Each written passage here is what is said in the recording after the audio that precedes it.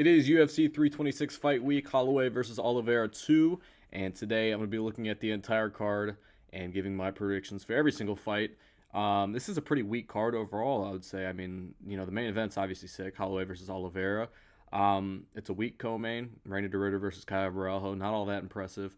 A feature fight of Rob Font and Raul Rosas Jr., and then the prelims are just abysmal. I mean, it's apex card level prelims, so kind of stinky in that aspect. But it's another fight week. We get a cool main event at least, so I'm gonna give my predictions for every fight, and we'll jump straight into it. We'll go ahead with the early prelim opener: Luke Fernandez versus Rodolfo Bellato. I'm gonna go with Luke Fernandez getting this one done by KO. He's a bit of a KO artist. He is a KO artist through and through. Most of his wins in his career come by KO. He had a 15-second knockout on Dana White's Contender Series. And Rodolfo Bellato, he just seems to me like a little bit of he's kind of incapable out there. He's not a very good fighter. He wasn't having a whole lot of success against Paul Craig before he faked getting kicked in the face by an illegal upkick. So this is a guy that I'm not too impressed with in his career. He went to a decision with Navajo Sterling, which I guess it's impressive to not get finished by him. But Navajo Sterling's also not much of a KO artist himself. He's kind of a decision type of guy. So I think Luke Fernandez is going to find the KO in this one. I think he's going to get it done. Rodolfo Bellato hasn't impressed me. He also got knocked out on Contender Series himself by Vitor Petrino. And Vitor Petrino hasn't had the best UFC run so far. He hasn't been quite as he's billed. So I don't know. I don't rate Rodolfo Bellato. I'm gonna go with the up and coming undefeated prospect here, the guy who has crazy knockout power. Give me Luke Fernandez to find the chin of Bellato in round one and get it done. We'll go to the second fight up the card: Rafael Tobias versus Dr. Nurgajai. I'm gonna go with Rafael Tobias getting this one done. It could come by KO. It could come by decision or submission. Sorry. Both of his losses, Dr. Nurgajai's, in the UFC, he's 0-2 in the UFC, have been by submission. He's just not very good. He also has this weird tick thing where he's constantly like, I don't know if it's his right or his left eye, but he's constantly like pawing at it, just like I just did. It's really bizarre. It's kind of like Diego Lopez's thing where he scratches his chin, but it's way more frequent, and he's also touching his face, so he's covering half of his vision half the time. It's really bizarre. But yeah, it's I don't think it's caused him a whole lot of problems up to this point. I do think there's going to come a point where he's going to get timed with it. Like someone's going to time a shot right on the chin because he's reaching up to scratch his eye and they land a big one on him. I don't know if it'll happen in this fight. Rafael Tobias is pretty dangerous, though. He did get a round one finish on Dana White's Contender Series. He got a knockdown early and then followed the guy to the ground and got a rear naked choke submission. He's a big dude too. He is a big dude for the division. He's got the same frame as Nurgajai, but you can also obviously see the difference in build between the two. I mean, Tobias is quite a bit of a unit compared to this guy, Nurgajai. So I'm gonna take the prospect. I don't know why his record is saying 1-0. That's not accurate. He has a lot more fights than one pro fight. So don't pay any mind to that really.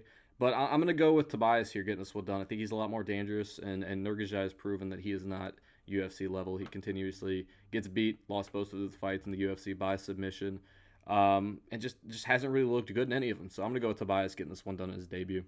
We'll move on to Sumer Dwergi versus Jesus Aguilar.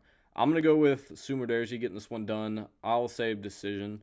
In typical flyweight fashion, I think he's going to get this one done. There was a time where Jesus Aguilar looked like he was going to be a real problem at flyweight, and that's when he knocked out Shannon Ross like out cold in 15 seconds. You're thinking, oh shit, this is a really heavy hitter at flyweight. This guy might be a problem.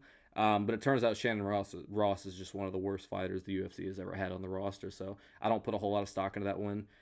Jesus Aguilar, I think he's won one, lost one since then. But really in this matchup, the big thing I'm looking at, and you can see it, you can't see it, my face cam's probably covering it, but down at the bottom, Sumer Dwergi has nearly a 10-inch reach advantage over Jesus Aguilar. You almost never see matchups in any division where you see that wide of a reach advantage. So that's going to be big. And Sumer Dwergi, he's improved in his career at dealing with grapplers. Early on, he got beat up by Matt Schnell on the ground, got finished by TKO, I want to say. I know there's another fight, I believe, where he got subbed on the ground. But since then, he's dealt with grapplers a lot better. He dealt with Mitch Raposo, who's a wrestler, that's his strong suit, and he was able to handle that well and win a decision pretty clearly. And Jesus Aguilar, I think unless he's able to get this down to the mat and have some success down there, I don't think he's going to really be able to touch Sue Mudaerji. I mean, that's such a vast reach difference. He's going to really have a hard time landing clean on Sue. And yeah, I think Sue Mudaerji is going to coast to a pretty boring 30-27 decision. I think he's just going to pick and prod at Jesus Aguilar at range and get this one done by decision. We'll move on to the prelims. Cody Durden versus Nyamyargal Tumendemberel. Bet you didn't think I could get that right first try, but we did. I'm going to go with Tumendemberel. I think I'm going to go with him getting this one done. I'll say by decision. I think it'll be a scrappy, hard-fought decision, as it usually is with a Cody Durden fight. There was a time in this, matchup, I guess, where I probably would have picked Cody Durden, but I feel like recently in his career he's taken a lot of damage. He's lost a lot of his recent fights.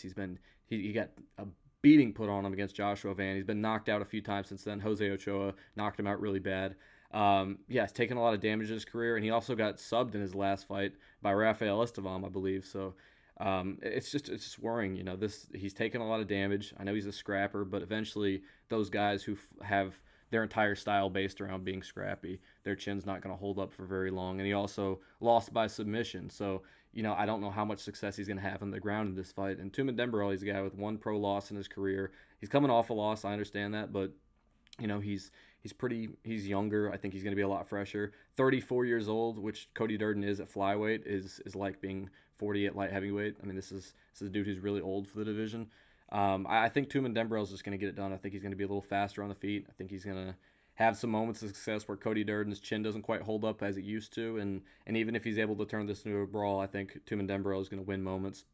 And he also could have some success in the grappling on his own. So also a big 4-inch reach advantage in this fight for Tumendemberel. Cody Durden's got pretty stubby T-Rex arms. So yeah, I'm going with Tumendemberel getting this one done. I'll say 29-28 decision. Maybe Cody Durden has a little bit of a rally in round 3 where he has some success, shows some heart like he usually does, and makes it close. But I think Tumendemberel is going to get out of there with a close decision win. Ricky Turcios versus Alberto Montes. I'm going to go with Alberto Montes getting this one done. I'm going to say by submission. Montes, he has a bunch of subs in his career. That's something that he's had a lot of success with throughout his career, is getting submission wins. And he seems like a capable prospect. Only one loss in his pro career. I believe this is his debut. Another big thing for me in this matchup, where I think this is going to play a pretty big factor, is Ricky Turcios. He was already a pretty small 135er. I don't know why he's moving up to featherweight. He didn't look very big. I know he's 5'9", so that's traditionally a little bit bigger for bantamweight. Sorry, but he had a pretty wiry frame, didn't have a whole lot of muscle on him, and I think that's going to be a bit of a problem. I don't think he's built for the 145-pound division, and I think he's going to get tossed around in this fight, quite frankly. There's also Ricky Turcios early in his career got subbed by Raul Rosas Jr., who's a great grappler, but he showed that he's got holes on the ground. He's able to get submitted.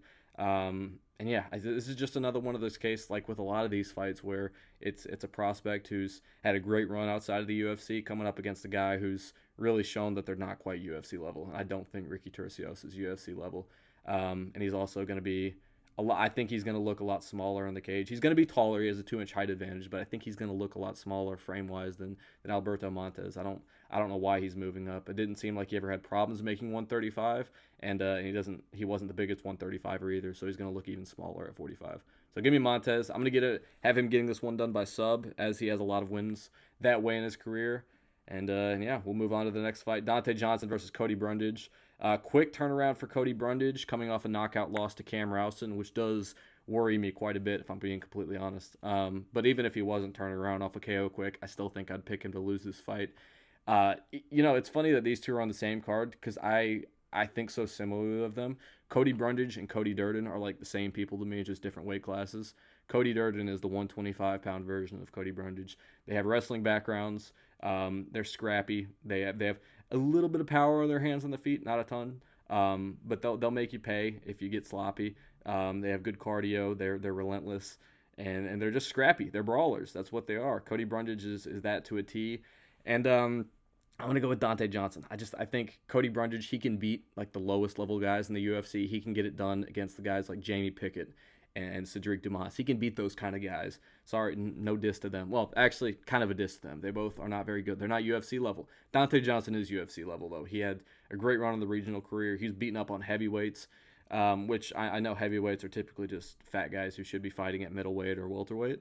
But he was still putting hands on him. He's still knocking him out. Knocked out a heavyweight in like a minute on the Contender Series. And they had a really impressive performance against Cedric Dumas, who I know he said he's not good. I said he's not good. But I think Cody Brundage would have a lot more of a competitive fight against Cedric Dumas than Dante Johnson would. Dante Johnson looked really good in that fight. Got a submission win in round 2. Dealt with the range difference really well. And the big thing in that fight is he showed that his smaller frame in terms of height and reach wasn't a problem. He was able to get inside, land some big shots, work Cedric Dumas down to the ground, and get a submission win over him. I think he's gonna get Cody Brundage. I think Cody Brundage is gonna have trouble with guys that are very athletic or very explosive. They have something special to their game. Like Cam Rowston, he's a completely different build than Dante Johnson, but he's very dangerous on the feet and he uses his range really well. Cody Brundage is gonna beat middleweights that don't belong in the UFC, but he's not going to beat actual talented middleweights or really explosive guys like Dante Johnson. I think Dante Johnson's going to march him down and get a KO in round 1. I think that's what's going to happen. He's really explosive. Cody Brundage is quite the opposite of that, and I think we're going to see that in this fight. I think it's going to be a knockout early. All right, Cody Garbrandt. Sorry, a lot of Codys on this card. Cody Garbrandt versus Zhao Long. I'm going to go with Cody Garbrandt getting this one done by late knockout. I'm going to say he gets it done by knockout. Damn, can this little 326 banner stop doing that? Thank you. Yeah, I'm going to go with Cody Garbrandt. I think he's going to get this one done. I know he's washed. He's chinny. His record looks terrible. But Zhao Long isn't good. I think this fight's going to maybe be a little bit more competitive, but be similar to the Brian Kelleher fight for Cody Garbrandt. I think this is sort of a layup fight they're giving him against one of the bottom feeders in the 135-pound division. And, I think it's going to be a huge speed difference. Cody Garbrandt has some of the fastest hands in the sport. And Zhao Long, he's a little bit scrappy. He's 27-10. He's lost a lot of close decisions. He's gotten into some brawls. I think this is going to favor Garbrandt. I think he's going to be quicker. I think he's going to be able to get in and out of range effectively. I think he's going to be able to land shots in the pocket and then get out before getting hit himself. And yeah, Zhao Long's also been KO'd multiple times in his career. This isn't something that. All right, we'll move on from that. Sorry about that. Cody Garbrandt. Where was I at? Zhao Long. He's been KO'd multiple times in his career. And I don't think he's at that higher level of guys that'll beat Cody Garbrandt. Like, we look at Cody Garbrandt's recent losses in his career.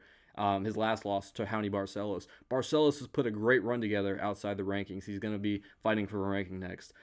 Before that, he lost to Figgy. Before that, I forget who, but still, he lost to Figgy before that.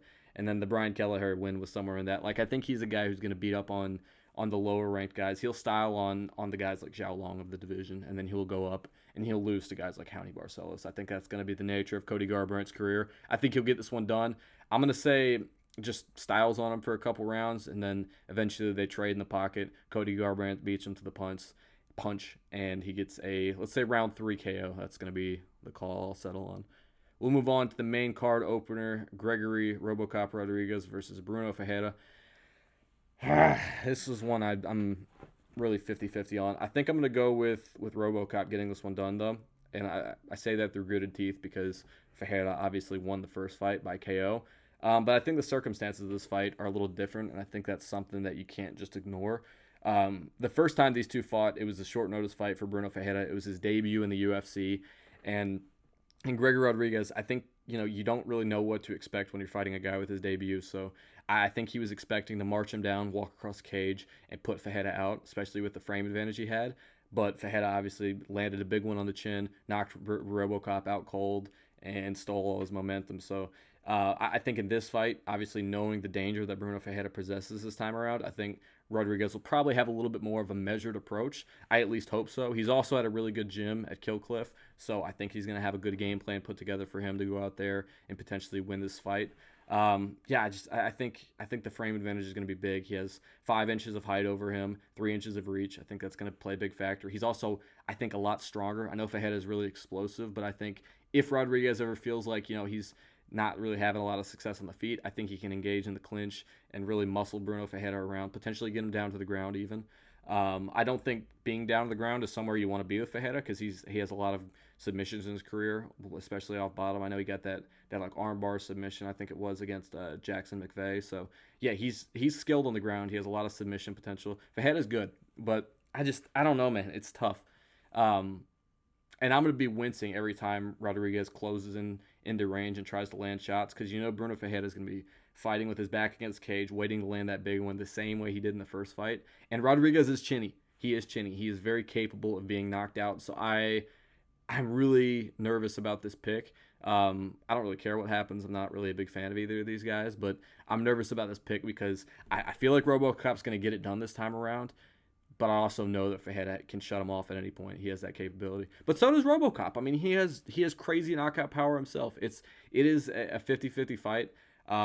Both these guys have been knocked out in the UFC bad before. Both these guys have gotten bad knockouts of their own in the UFC before. That's the nature of this fight. It's like a battle of two glass cannons. So you're kind of it's a bit of a coin flip. It really is. So I'm gonna go with RoboCop. I think he's shown me more in his career where I can trust him to win this fight. And I think going into this fight, knowing the danger that Brunno Ferreira possesses, I think he'll have a little bit of a different approach. So we're going to go with RoboCop getting this one done. I'll say round 2 KO. That's the call I'm going to go with. Another fight I'm going to go round 2 KO with.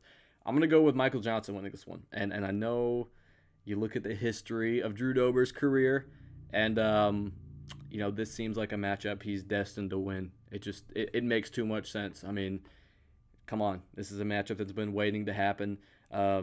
You can just imagine Drew Dober. He was just salivating at the thought of this fight when he got sent the contract. Seriously, though, I don't think this is a good matchup for him. I think Drew Dober's very dangerous. He's got he's got heavy hands. He swings wild shots. But I think Michael Johnson's going to be able to catch him. I think he's going to be able to catch him coming in. And I think it's going to look very similar to the knockout he had over Ottoman Azayatar. That's my call for this fight. Round 2 knockout by Michael Johnson. And it's going to look a lot like the Ottoman Azayatar fight. Maybe not quite as sloppy from Drew Dober. Maybe he won't look as reckless swinging, but I think it'll be when Drew Dober's swinging big shots, trying to land on the chin of Michael Johnson, and MJ's going to straight right down the middle, put him out with it.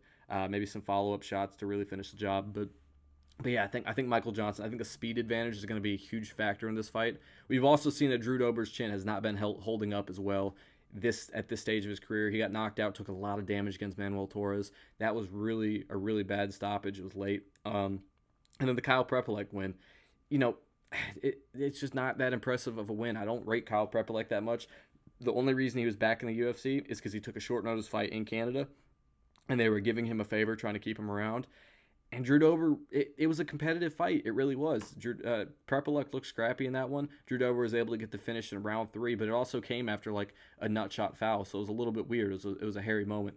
So I don't know. I don't think this is the same Drew Dober of old. I think if this fight happened 2-3 years ago, I would pick Drew Dober, especially with where both of these guys were at in their career. But at this point, I think I got to go with MJ. The speed difference is crazy in this one. I think he's going to be able to land a big counter shot on Drew Dober as he's coming in and put him out.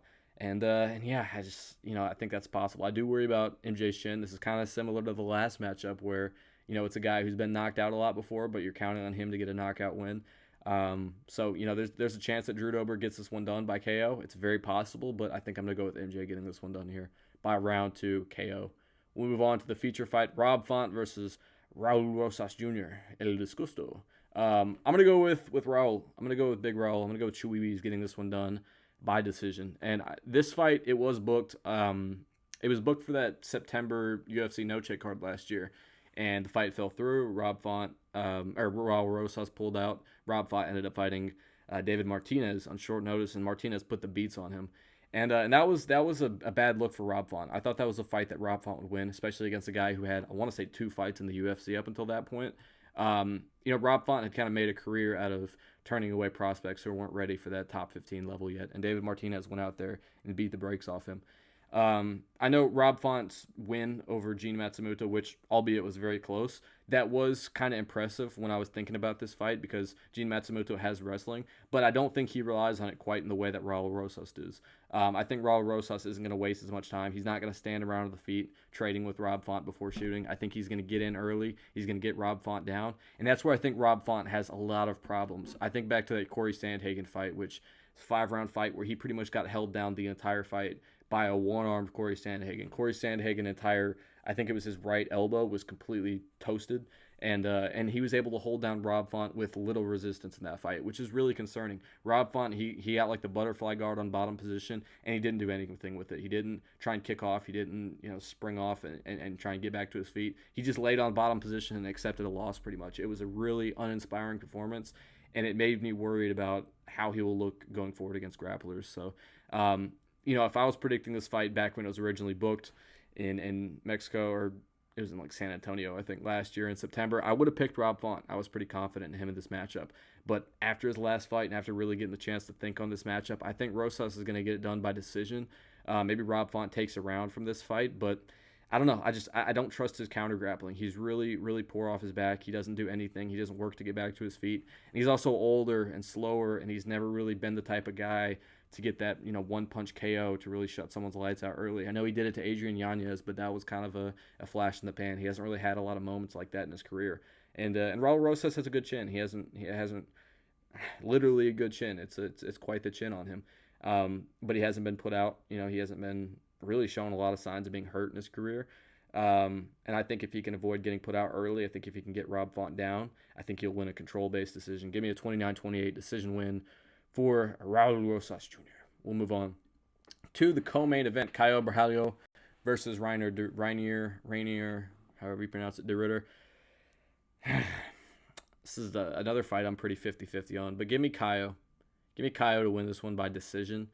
That height difference is not accurate. It says Reinier de Ridder is 3 inches taller than him. That is not the case. They were pretty much the same height when they were facing off for the Paramount promos, so don't put any stock into that. I do think Reinier has a reach advantage, but ultimately in this fight, I trust Borralho. He's just a little cleaner on the feet, and maybe that's not always the recipe to success. Maybe being cleaner on the feet isn't what you need to win. Maybe you got to make it scrappy and ugly to win fights at middleweight. That often is the case, but I don't know.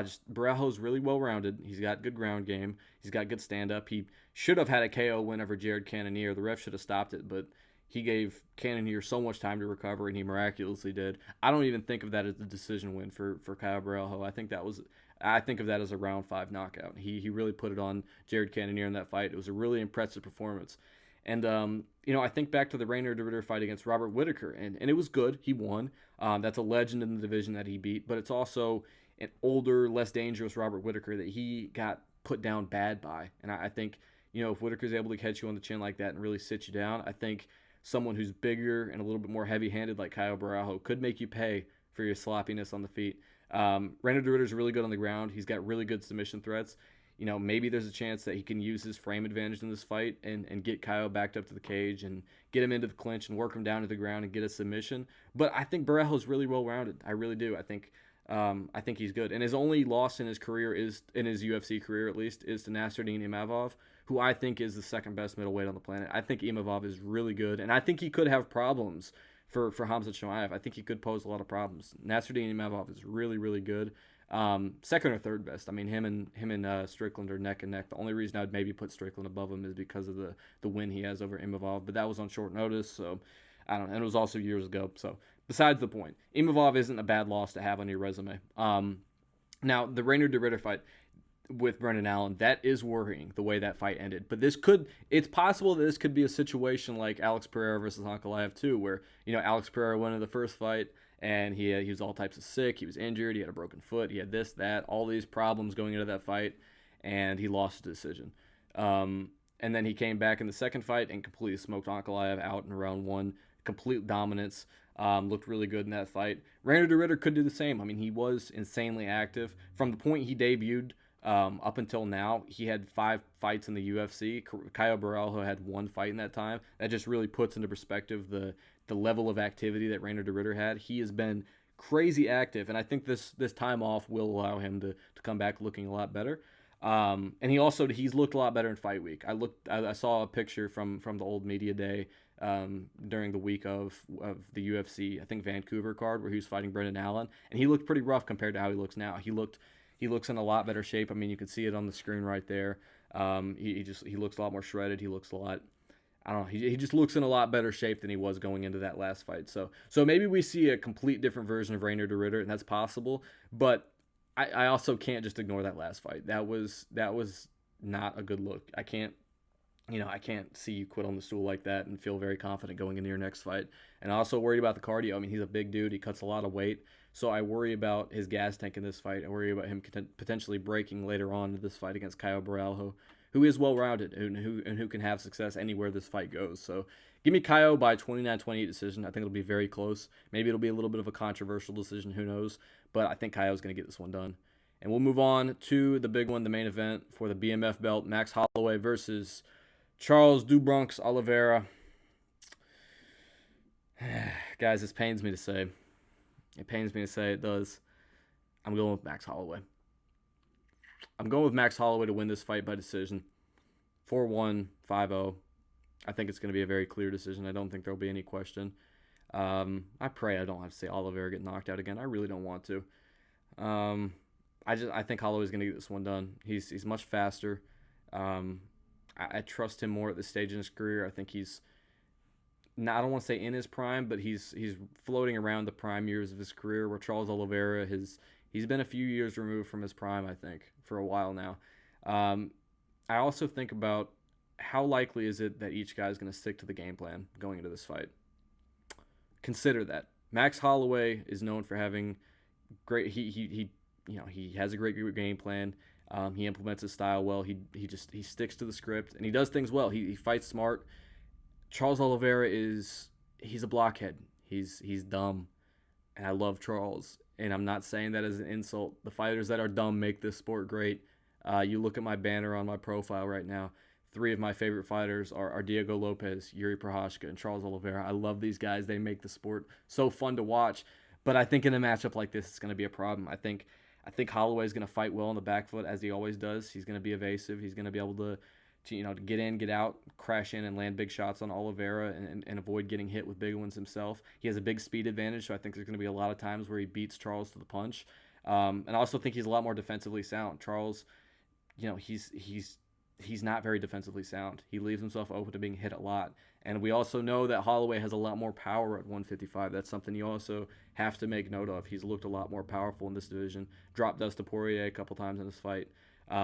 Really badly KO'd Justin Gaethje. And I know it was during that wild scram at the end, but he still put him out cold. That's still a knockout win where he flatline KO'd Justin Gaethje. That's very, very impressive. And I think if Max Holloway starts to get out ahead early in this fight, I think if he gets out to a lead early, I think it's going to be a problem for Charles Oliveira. It is so hard to stop that momentum of Max Holloway.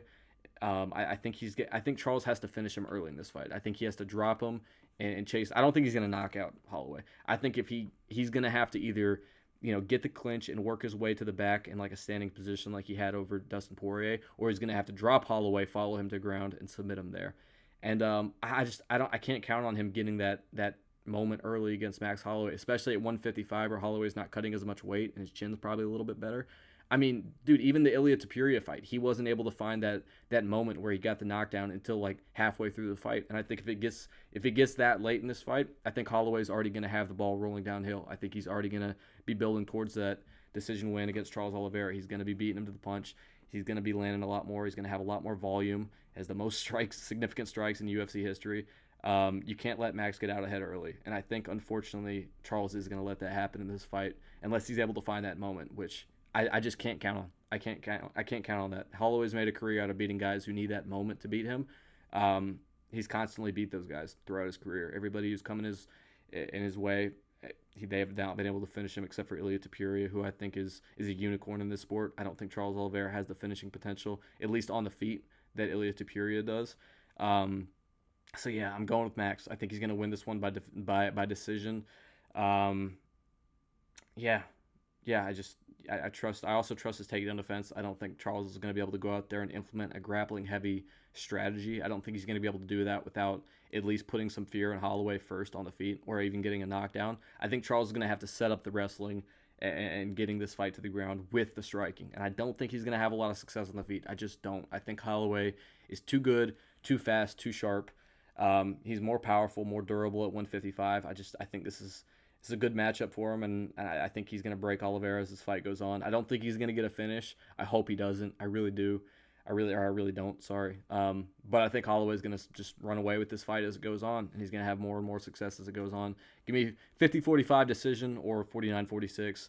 Max Holloway retains the BMF belt. gets it done over Charles Oliveira. That's my prediction. I hope I'm wrong because I love Charles. He's one of my favorite fighters ever. But I gotta pick with my brain. I can't be picking with my heart. That's led me wrong many times. So I'm going with the brain this time. So give me Max Holloway decision. That's all I got for you guys. Thank you so much for watching. If you watched to this point, I would greatly appreciate it if you dropped a like or even subscribed. That would be a great favor. And yeah, that's all I got for you guys. I will see you in the recap video. See ya.